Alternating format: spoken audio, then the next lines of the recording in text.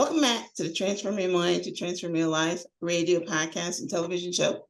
I'm your host, Life Coach Myrna Young, and sitting in the guest chair today is Doctor Katelyn Lehman. Dr. Katelyn and I are going to be talking on the topic, Overcoming Trauma with Epigenetics. It's a new content for the show. I talk a lot about trauma, but I've never actually had a guest on talking about epigenetics. And if you don't know what that is, and how that can help you, please stick around so that you can use this valuable information to improve your life. Welcome, Dr. Katelyn. Thank you, Myrna. So happy to be here. You're very welcome. Yes, I'm glad for our conversation. All right, guys. Well, let me give you guys a brief introduction. Dr. Katelyn Lehman is the co-founder and chief systems architect of the Quantum Clinic, a model of preventative care for the mind, body, spirit, and soul. Quantum Clinic has combined elements of biofeedback training, flotation, REST, frequency therapy, and expressive arts to facilitate a deep, relaxing, and restorative experience. Dr. Lehman's clinical experience ranges from business executives, immigrants seeking asylum, persons exiting the incarceration system, to those with serious mental illness, addictions, and victims of trauma and medical malpractice. So apparently, epigenetics can cover everybody. Yeah, right? absolutely. Yeah. Everybody. So, like I said, this is kind of new information for you listeners.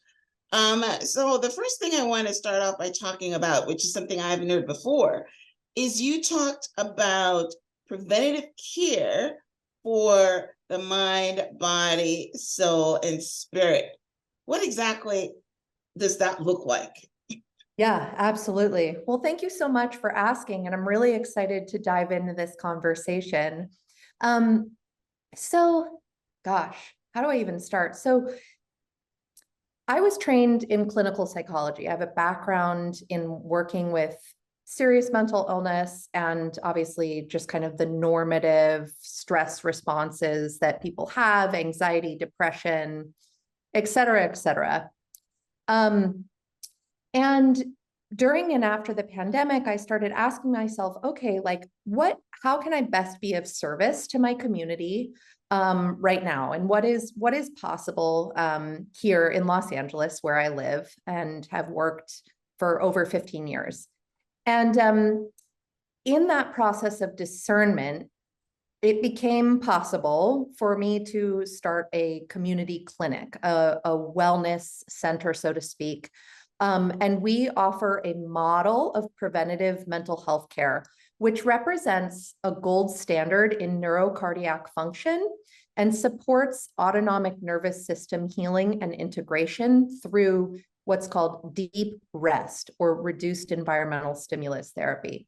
So some people have heard of that under a different name called sensory deprivation or flotation therapy. But the idea is that we're all so bombarded these days with messages, either through news media, social media, in our lives, just like driving down the street, billboards, noises, electromagnetic energies from cell towers and whatever, right? So there's a lot going on in modern culture, in the modern world, and the idea is that we give people a space where they're kind of removed from some of that external sensory input, and what that allows is for the individual to begin the process, the journey inwards from the head to the heart, and to kind of connect inwardly with the innate wisdom of the heart specifically, and to allow that to guide them in a process of either psychological, emotional, spiritual integration of whatever's coming up in life. And so that's what we're doing here. We use biofeedback with the flotation therapy, and then we're using sound, different frequencies to support that integration. Yeah. Okay. So that's great. So I've heard about the flotation therapy. I'm not sure if it's the same one you're talking about. That is where you're in a tank and you're floating. Is that it? That's exactly right. Yeah, you're in a room with about a foot of highly salinated water. It has anywhere between 1,200 to 1,500 pounds of Epsom salts. And so you get in there and lay down in this water. Our service is about an hour, but some facilities offer it for longer. And you rest there, and it has the benefit of alleviating 95% of the effect of gravity on the body. So this is great for anybody with chronic pain, things like pain from arthritis or fibromyalgia, any sort of autoimmune disease that has a pain component. People really benefit from just the physical benefits of alleviating that effect of gravity. And then there's also a lot of psychological benefits. I worked with a woman yesterday who has a diagnosis of claustrophobia. And, you know, in treatment of claustrophobia, it's actually exposure to the thing that scares you with response prevention. It's right? funny you should say that. Yes, I had a bout with claustrophobia, and I'll tell you about it in a minute. But I've just learned that one of the ways to treat fear is to expose yourself a little bit at a time, because that's, so keep going. Yeah, no, exactly. So, you know, we work with people across the full spectrum. We have a partnership with a nonprofit organization called the Program for Torture Victims here in Los Angeles. And so these are people who come here to our facility who have fled political instability or persecution or some type of, you know, very serious situation in their home countries and come to the United States, are here in Los Angeles, either seeking asylum or something like that. And a lot of people, you know, have really traumatic stories, and an environment and a space like that, which we've created here at Quantum Clinic, really goes a long way in helping people reconnect with a sense of internal safety and safety in the environment, to allow their body mind to really surrender. Because what trauma does, what the experience of adversity, stress, trauma does to our body mind is we hold tension in the body, right? We hold not only energetic tension, physical tension, emotional tension. It involves often a recurring or repetition of traumatic memories. And we need to have spaces where that process, that automatic process, can be interrupted, allowing folks to really connect within and surrender and relax. Yeah, that's pretty good. Yes, because I can understand being in a place where your first response is fear, but after, whatever is in there, maybe the music, or you said the Epsom salts, starts to take that away, but maybe your initial response was, trepidation. But I mean, it's really interesting. As you were talking, I was thinking of my own personal experience where, I went to a spa and they put me in one of these, it was a container. It's almost, if you think about it, it's like a Star Wars container. And it's supposed to be, and then they wrap you in cellophane. And it's really supposed to be like a heat therapy thing, maybe to lose weight. I don't remember what the purpose was at the time. But this person wrapped me in this thing, wrapped even my hands, and then left the room for like 20 minutes, right? And I developed claustrophobia from that. And at the time, I would be going to work on a train. And when the train would stop in between, stations, and you can't get out, then I would have that kind of response. But I worked on that, even on the plane, Right. I'm on a plane and I can't get out. And, but I don't have it now. And I'm just thinking that maybe the exposure being on the train, on the plane, kind of, dissolve that. Yeah, and your awareness and the intention to be working through it for yourself, right? You associated the experience with the result of the fear, right? And then you were aware enough of it that you could work through it with yourself in those situations that cause the anxiety. Well, I mean, I think I just want to say I'm so happy for you that you got through it, because you know, it's really tricky. It can be kind of scary, right? And it takes a lot of awareness, a lot of intention, and a lot of patience to heal from things like that. So. Well, yeah, I mean, and it's not totally gone, because, you know, just a couple of months ago, I was on a train and I do a lot of meditation. And one of the meditations I do is, you know, elevating up into what we're going to talk about, I think, the quantum field, right? Right. So when I'm in a plane, I'm thinking, perfect. I'm in the quantum field. But as soon as I think about what's out there and I'm in here, I had to change that thought, because I didn't want to feel about, you know, you're in this plane and you can't get out. So I am consciously working through it. But all right, so that was my personal experience in that. But so your therapies in your clinic is preventative care. Yeah. Can someone do these preventative care for their mind, body, spirit, and soul? Is there any home things that they can do? You know, we're reaching a wide audience here. Not everybody can come to your clinic. Yeah, So of how course. can somebody try to do some of these care things at home? Sure. Right. Sure. Well, I guess in order to answer that question, I want to kind of explain what it is we're hoping to facilitate for people, right? So here at Quantum Clinic, we're really encouraging folks to be able to identify and shift into what's called a state of coherence. So you want to think about mindfulness as an umbrella term for the development of an increased awareness of our patterns of sensory experience, sensations, images, feelings, or thoughts.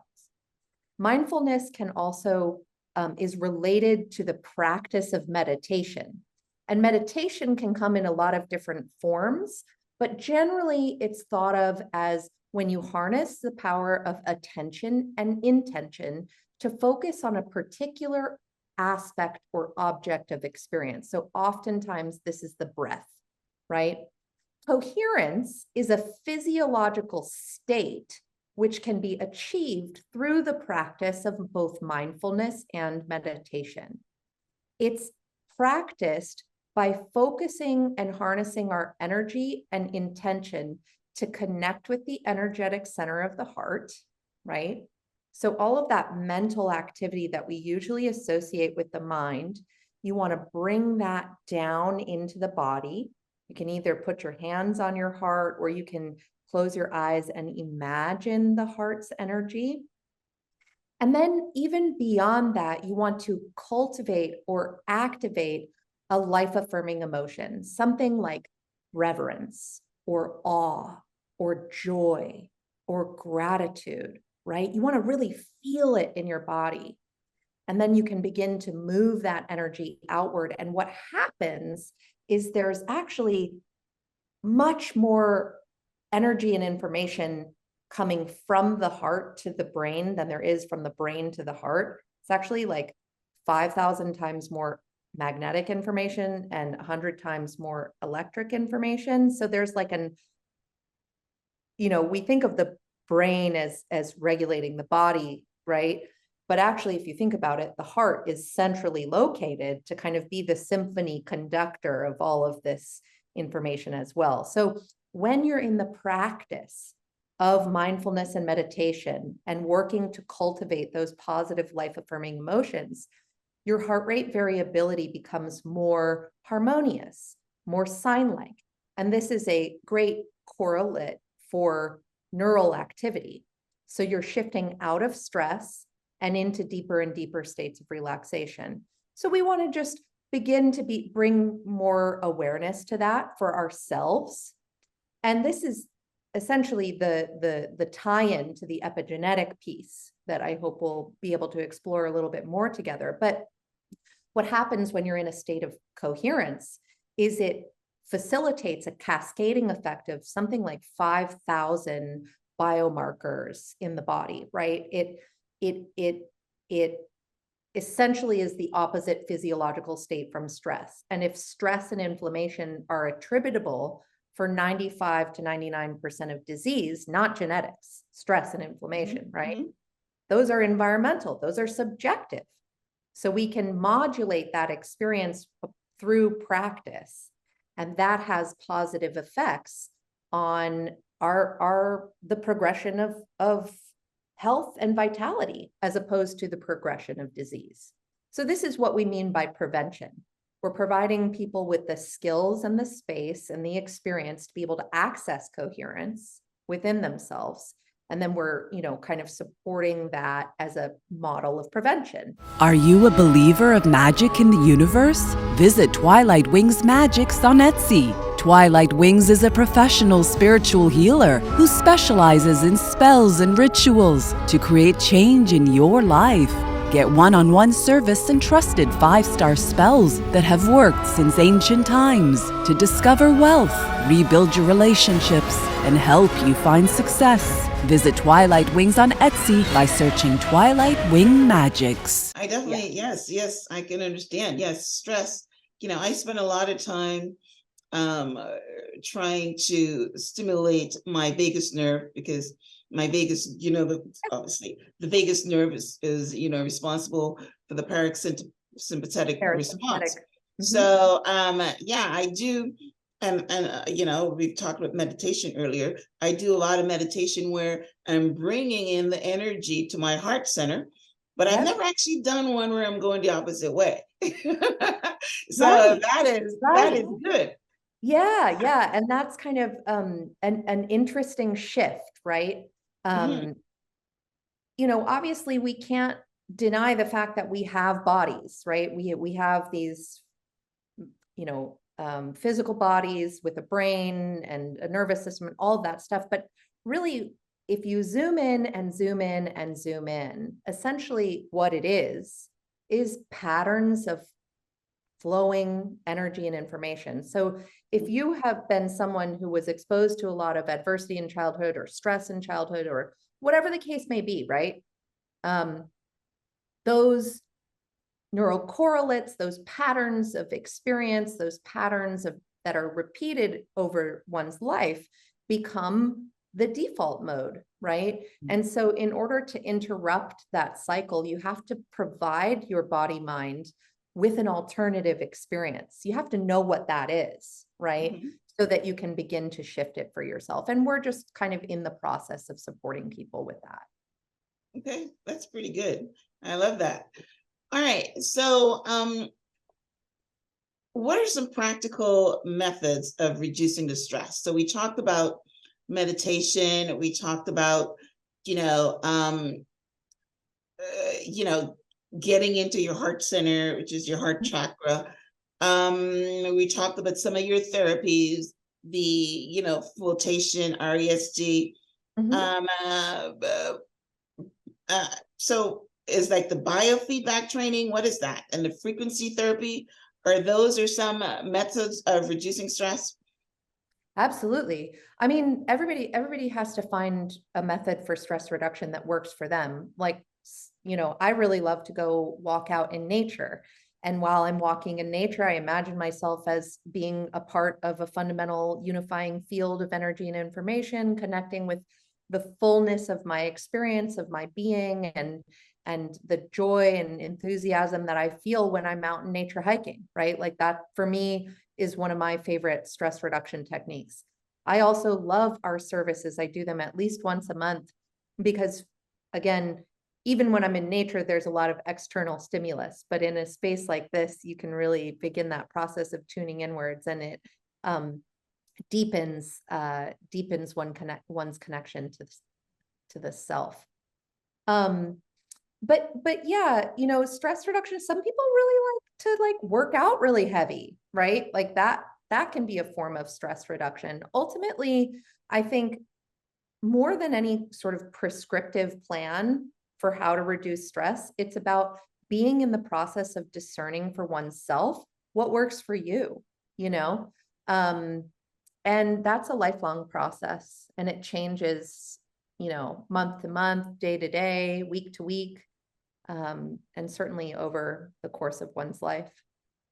Yeah, I mean, my stress reduction is like you, walking in the park and listening to inspirational podcasts or, books or something like that. And that really, reduces my stress. And, I communicate with Gaia, which is the earth and the trees. But I never thought of, being part of like what you just said, being part of the whole infinite universe thing, infinite energy, I should say. So I guess I should add that. That is great. And this morning I was talking to my neighbor, and he was saying mowing the lawn and looking after his garden is stress, is therapy. Totally. Right. Some people will go to the gym. I on Instagram like you, and The Rock is saying after a hard day, I go for a really hard workout. And yeah, but you're right. Yep. Some people read books or go sit in the bath. But you're right. Those are definitely some ways to reduce stress. Right. Yeah. Yeah, right. Absolutely. Yeah. And so I want to maybe offer a point of clarification about what is the unified field, right? So this is a concept that comes both from physics and from spiritual traditions throughout time. It's the notion that there is some sort of fundamental field of energy and information which permeates all existence, and manifests itself into what we experience as, the body, mind, trees, flowers, plants, celestial bodies, the earth itself, right? That there is something perhaps more fundamental than that, than matter, which is infinitely intelligent, transcends time and space, but operates through it as well. So it's like flipping the script. It's this whole idea of the chicken or the egg. Well, which comes first? I don't know that there is an answer, right? They The chicken. did the chicken come first? Well, where'd the chicken come from? Right? You're right. It came from the egg. Right. So how do you know which one came first? It's sort of like there's this symbiotic relationship between our experience of a material existence and this unifying field, which connects us all, right? So the way that a lot of people talk about it these days is biology is the feedback mechanism through which the universe is learning about itself, right?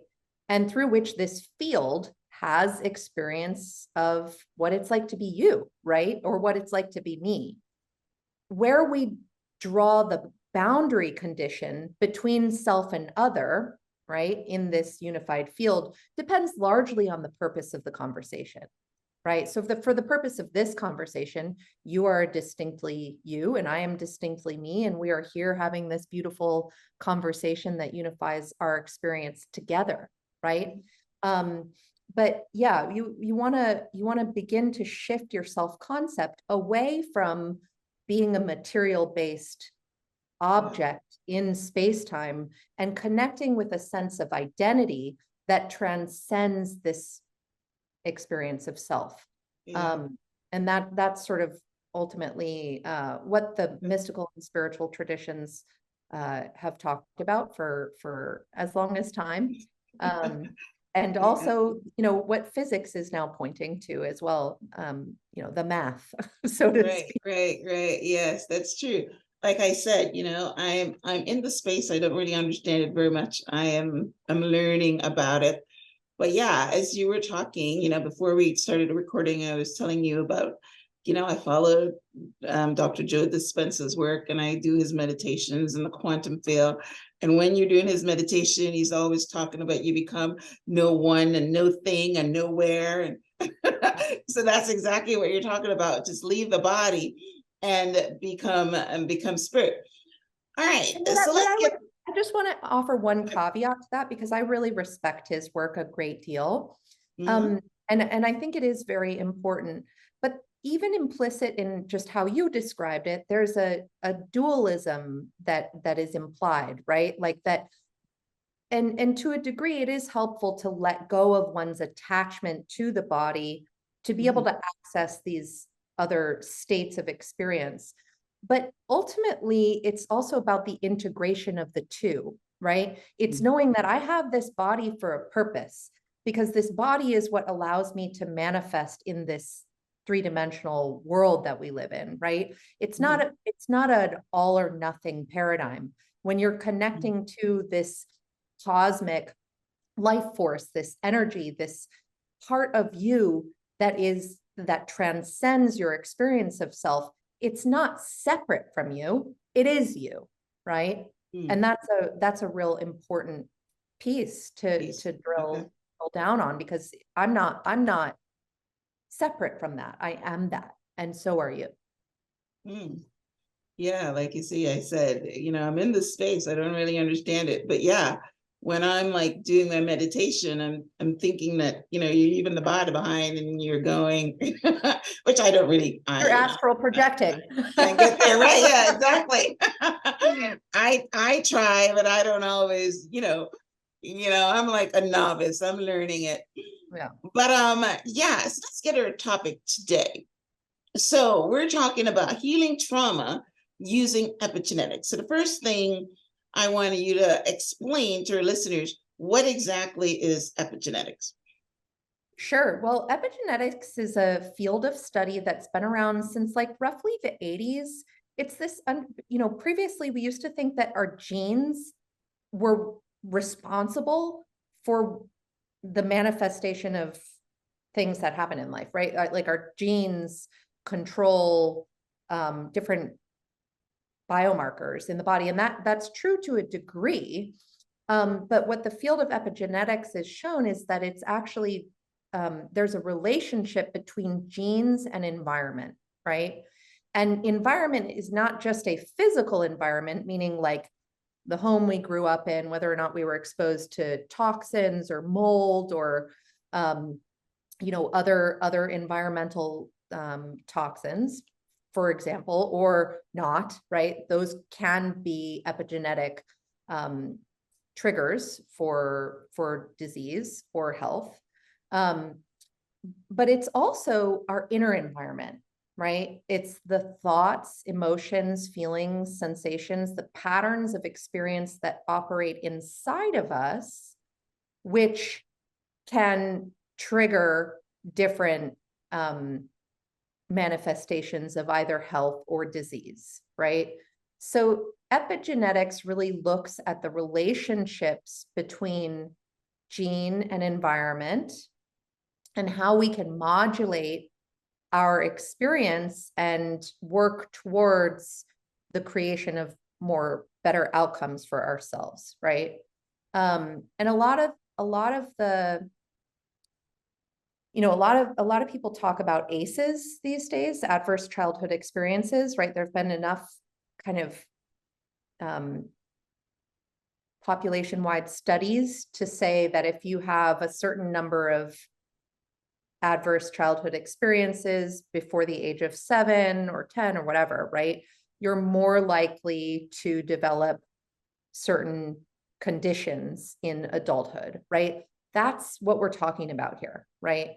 So we're talking about the relationship between experience, the relationship with our environment, the relationship with our inner environment, and the expression of disease or the expression of health. And we have a lot more ability to modulate that than we think we do. Because our thoughts actually affect matter. Okay. Let me interrupt here for a minute. My understanding of epigenetics, again, from Dr. Joe Dispenza, is let's say that you have a gene and it's expressed in a certain way. It's gene expression. And yeah, we were in the past, you said it started in the 80s that they're understanding what epigenetics is. But let's say in the 60s or something, they were saying that, listen, if you were born with this genes, you're stuck, because genes, like the idea of biological determinism is a biological thing. But I thought I understand that with epigenetics, you can go in to that gene that you were born with, right? And fix the top of it. You're saying that epigenetics means something on top. So can you talk about, what you just said just now is that you talked about the Z's, but are you talking about the gene expression? Well, so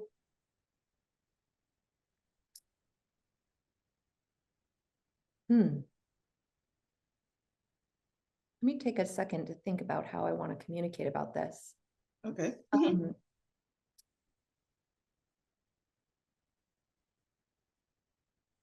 I think what's most important for listeners and for us in this discussion is to explore the reality that there's a relationship between the genetic expression of disease or the genetic expression of health and our environmental milieu, which can be internal or external, right? Or both, or a combination of all things, right?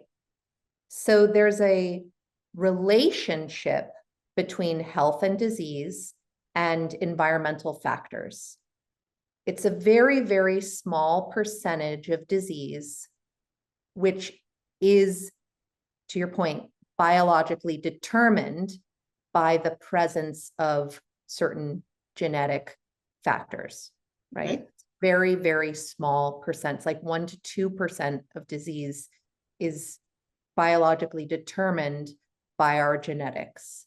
Okay. The rest of it is about this relationship, right? To gene environment interaction, to even experiences that our ancestors may have had, right?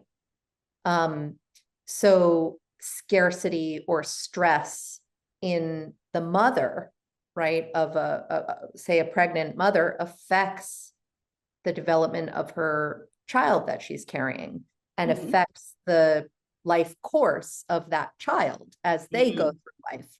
Okay. So it can even be traced back many, many generations to say, oh, right, like all of these things are related. And that's the key term that's important for us to explore together, is the relationship. Yeah, I've heard that, but I didn't know they were calling that epigenetics. I thought that epigenetics was something totally different. So, right. So what we're saying is, our relationship. Okay, so let's say that, put it down so somebody, that's listening can make it practical. Let's say that the child that you were just talking about that was in her mom's womb when her mom was, experiencing trauma, maybe let's say that Domestic abuse. Right. What was that? Domestic abuse, right? The Domestic mother's abuse, pregnant exactly. and she's in a domestically abusive relationship. Right. So she is going through her life and this trauma is inside of her and it's part of her gene expression. Right. So epigenetics will go in and try to allow her to change that expression. Well, epigenetics is not an intervention. It's a field of study. Okay. Okay. So epigenetics is not a thing that we do. It's a way in which we view and conceptualize and understand experience. And how correlate. do we use it to help with trauma? I thought that it was an intervention of some sort. Yeah. Well, it provides the basis for an understanding of how we heal trauma, right? And how we support people in overcoming adversity and resetting within themselves that experience so that we can create better outcomes for our life, right? You want to think of epigenetics more as an umbrella term, which describes these relationships. And when it comes to trauma and adversity, right, nobody can escape that in life. But once we become aware of how those factors, those things that we've been exposed to throughout our life, sets us up for certain experiences in later life, we then become conscious agents and create new experiences, new environments for ourselves so that we can heal and we can move forward in life. Okay. So I'm getting it now. I always thought that it was something that you can change. That I'm Well, pretty sure it change is the gene something expression. Okay, all right. you Yes. can. Yes. So like I mentioned earlier, being in a state of coherence, right, which is considered the opposite physiological state from stress, actually sets off a cascading effect of neurochemical, neurophysiological, Mhm. and Okay. you know, energetic changes in the whole body mind, right? So you are, it actually elongates and creates more space in the strands of the DNA when you're in that space. It's like breathing through your whole being, right? Mhm. This does create measurable changes Okay.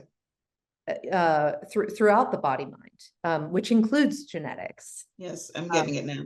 All Yeah. right. So first we understand, and then we, change our frequency. I'm not probably Yes. using the wrong word, but Yeah. I'm understanding you're changing your energy, you're changing your frequency. You are, the word that you're using, coherence, Mhm. and then your gene expression starts to change.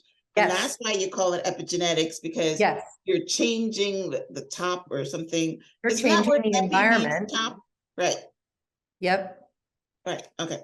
So you're changing the gene expression. Okay. All right. And that is how we work with, another way that we can work with the trauma of past. And you're right. A lot of times our trauma goes back to past generations because it's being carried on through genes and through, what do they call it? Consciousness, right? Yes. Yeah. So it's Yeah. being Family carried on. lineage, patterns, learned patterns of behavior, right? When we're born until the age of 7, we're more often than not in one of these alpha theta brainwave states. And so essentially, in order to learn a new behavior, you have to enter into that state again, right? Mhm. Where you were learning all of these things that you learned when you were young. You have to re-enter into that a similar frequency so that you can change the pattern. And so that's what coherence practice does, is it shifts us into these alpha or theta brainwave states and allows for healing of some of our deepest wounds, and just responding to stress, responding to adversity with greater resilience, with greater ease, and with greater purpose. Yeah. That's pretty good. So I understand that you also use these practices on yourself. Can you share your experiences with epigenetics? Yeah, I mean, well, I've been an active meditator since I was young. And when I was going through graduate school and working in community mental health and all of these, these settings in which I've worked with people convicted of sexual offenses who are exiting the incarceration system. I've worked in community mental health with very severe chronic mental health, bipolar, schizophrenia, all sorts of mental disorders. And the reality of that can be very stressful. And so it is these practices that we're talking about of presencing, of connecting with my own heart center and, really resetting and recalibrating my own nervous system as I am in relationship to, people whose life experiences have been much more difficult than say my own. you know, and then also, you know, navigating the challenges of my own life, right? Like, nobody goes through life unscathed. We all have adversity that we face, no matter who we are, no matter what our background or where we come from. So yeah, these are the practices that I use, to help support myself in these really chaotic and unpredictable times. I mean, look around, like what's happening across the world and what's happening here in our own country. People seem to be really losing it. So how do we support ourselves as, you know, as things continue to unfold? Yeah. Meditation has definitely helped me stay calm and peaceful. I definitely meditate, you know, in the morning, and then I try to do like a walking meditation when I'm in the park as well. I love that. When I do that, and it definitely calms you down, and changes the behaviors as far as how you're slower to get angry and that kind of stuff. But yeah, so this, and What's I your favorite understand. park to walk in? What was that? What's your favorite park to walk in? Well, I'm not in I'm in Florida, so I walk in a park that's called Lakes Park, and it's got a lake, and it has a lot of trees. And my favorite part is what I call the sanctuary, where it's like a wooded area, and they put a path through it, so that there's all kinds of trees and everything, and you go around in a circle. And when I'm in there, I take off the headset, and I'm just connecting. I'm talking to God, and I'm meditating, and so that's my little, and it takes maybe 15-20 minutes to walk through that. The whole park is like an hour. But but that's where I do a lot of my spiritual work. I love that. Thank you so much for sharing. You're very welcome. Yes. Yes, it's responsible for my energy because it fills me up. It's I was at a seminar the other day, and the guy was talking about things that fill up your tank, and immediately I recognize that that's one of the things that fills up my tank. Totally. Yeah, so that's my stress reduction. All right, so tell us about your clinic and how our listeners can connect with you. Absolutely. So if any of the listeners are here in Los Angeles, greater area, we are just north of downtown Los Angeles. You can find us on the web at quantumclinic.com, on Instagram or Facebook at Quantum Clinic USA. We're also on LinkedIn and YouTube. Got lots of really interesting psychoeducational content on our channels, so you can listen and learn along with us as we talk more about this work. And you're always welcome to come and visit in person. You can book a service online. Yeah, so that's amazing. Yes, because we just, again, because time is short, we just basically scratch the surface. But I am sure that there's a lot more depth that the listeners can get into, especially the preventative care that we started off talking about for the mind, body, and spirit. I love, the only one I knew about was the flotation REST part of it. But you guys offer frequency therapy and biofeedback training, and anything for preventative care to help heal from the past experiences. And we're putting epigenetics in the mix. But yes, stress, and like you mentioned, 99 or 90 to 99% of disease comes from stress and inflammation. So if you can tackle it before the diseases come, then that's the way to do it. And I guess that's basically why we're sharing, and we're calling it preventative, preventative care, because yes, it is preventative, and one of the great things I learned is that, you can start at any time, right? And you can be 70 and start, correct? Totally, 100%. Yes. So, a lot of people would think, oh, I'm not in my 30s anymore.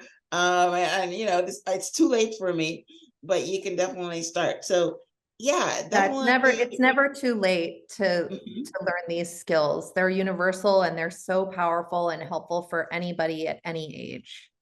Yes, yes. So yes, I agree. I've heard that. I've heard people talking about, their dad going to the gym or starting meditation or doing things at 70 and they extended their lives. So I know that you can start late. So that's amazing. Yes. Totally. So, Dr. Lehman, it's been a pleasure talking to you. I expanded my knowledge about the epigenetic field because what I was thinking about was obviously a small part, limited part of it, but you're talking about the practical way to use that study and use that information, and that is to help with diseases and trauma and trying to reverse those biomarkers. That's great. So I enjoyed our conversation. So thank you very much. I will have a transcript of my conversation with Dr. Lehman on the show page, which is myhelps.us. And I will also have links to her social media platforms and her website. So if you guys missed it, then you can just head over there and definitely connect with her, because this is information that can change your life. So thank you all for tuning in. Thank you, Dr. Lehman. Any last words before we wrap up?